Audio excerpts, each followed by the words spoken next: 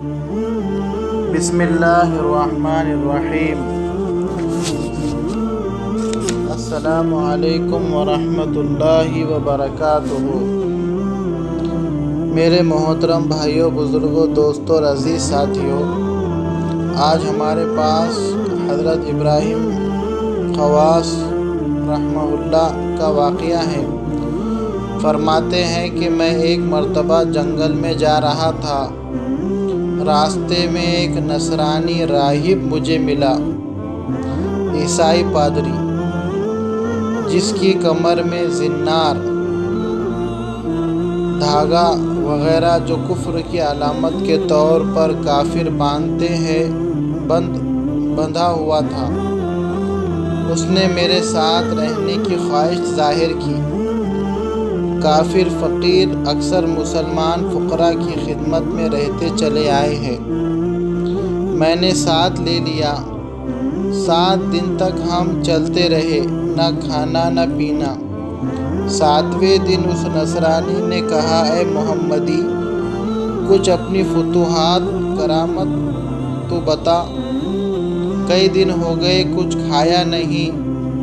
میں نے کہا، اللہ جل شانہ سے دعا کی۔ میں نے اللہ جل شانہ سے دعا کی، یا اللہ، اس کافر کے سامنے مجھے ذلیل نہ فرما۔ میں نے دیکھا کہ فوراً ایک تھال سامنے رکھا گیا، جس میں روٹیاں، بھنا ہوا گوشت اور تر و تازہ کھجوریں اور پانی کا لوٹا رکھا ہوا تھا۔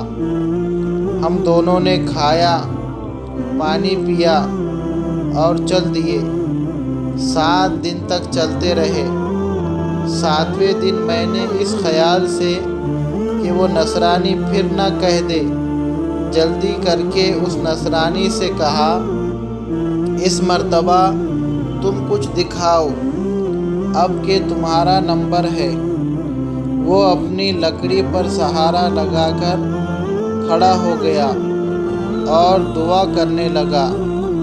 جب ہی 2 تھال، جن میں ہر چیز اس سے دگنی تھی جو میرے تھال پر تھی، سامنے آ گئی، مجھے بڑی غیرت آئی۔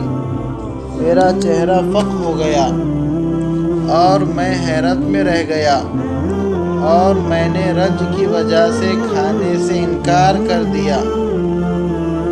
اس نصرانی نے مجھ پر کھانے کا اصرار کیا، مگر میں عذر ہی کرتا رہا۔ اس نے کہا کہ تم کھاؤ، میں تم کو 2 بشارتیں سناؤں گا، جن میں سے پہلی یہ ہے، اشہد ان لا الہ الا اللہ و اشہد ان محمد رسول اللہ صلی اللہ علیہ وسلم، میں مسلمان ہو گیا ہوں۔ اور یہ کہہ کر زنار توڑ کر پھینک دیا۔ اور دوسری بشارت یہ ہے کہ میں نے جو کھانے کے لیے دعا کی تھی، وہ یہی کہہ کر کی تھی کہ یا اللہ، اس محمدی کا اگر تیرے یہاں کوئی مرتبہ ہے تو اس کے طفیل ہمیں کھانا دے۔ اس پر یہ کھانا ملا اور اسی وجہ سے میں مسلمان ہوا۔ اس کے بعد ہم دونوں نے کھانا کھایا، پھر آگے چل دیے۔ آخر مکہ مکرمہ پہنچے، حج کیا، اور وہ نو مسلم مکہ ہی میں ٹھہر گیا۔ وہیں اس کا انتقال ہو گیا۔ غفر اللہ لہ، اللہ اس کو معاف فرمائے۔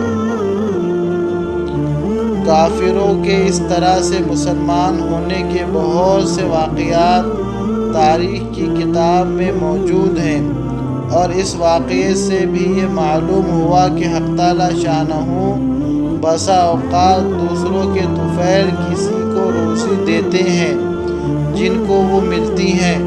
وہ اپنی بے وقوفی سے یہ سمجھتے ہیں کہ یہ ہمارا کارنامہ ہے، ہماری کوشش کا نتیجہ ہے۔ احادیث میں کثرت سے یہ مضمون آیا ہے کہ تم کو تمہارے ضعفاء یعنی کمزوروں کے طفیل اکثر روزی دی جاتی ہے۔